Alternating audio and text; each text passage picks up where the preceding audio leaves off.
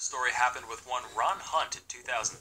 He was an American construction worker who was drilling a hole above his head when the ladder he was standing on decided to give way, leading to Hunt landing face first on a 1.5-inch auger drill bit. The drill went straight through his left eye and out the back of his skull. To give you a reference of what 1.5 inches of drill looks like, here's the actual x-ray that doctors took when Hunt arrived at the hospital. Miraculously, the drill ended up just kind of pushing his brain out of the way, leading to no cognitive impairment whatsoever. Matter of fact, Hunt was perfectly lucid while the doctors tried to figure out the best way to take the thing out of his head. Initially, they considered cutting it out, but that would have been too messy. So eventually they decided to literally just unscrew it from his head, like, alright, hold him still now. Oh, you fucking MILF. Lefty Lucy. Does that mean the top or the bottom? What? It's a rotating circle. And? Okay, you hold on for 1 sec. Look, one way the top goes left, one way the bottom. So which? Clearly the one on top. Why? Tell me why. Why clearly? Same reason north is up on the map. It's just common practice. Alright, well, sorry for not subscribing to your Eurocentric propaganda, Dan. You soggy cunt.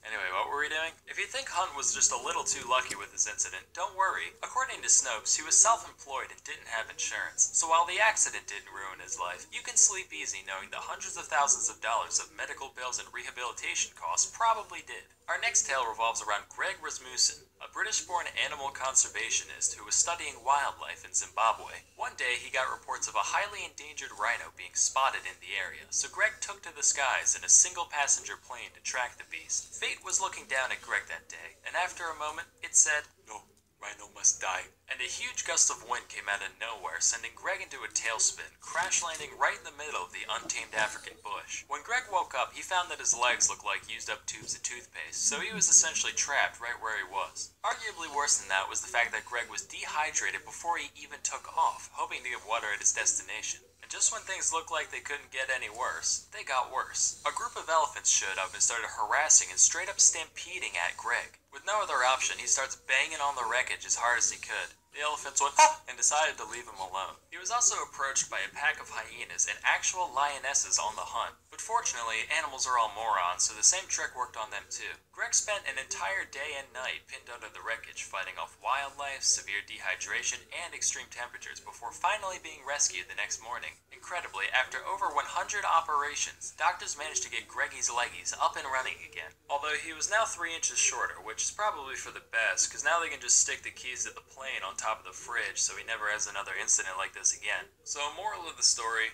us humans are resilient creatures who will do anything in our power to survive. And just as Greg Rasmussen banged on his destroyed plane to ward off predators in Zimbabwe, you should bang on your keyboard right now to ward off predators online with Dashlane. In this day and age, cybersecurity and privacy have never been more important, and only a select few people have the time, energy, and know-how to keep their data as safe as humanly possible. Do you see what's on my head?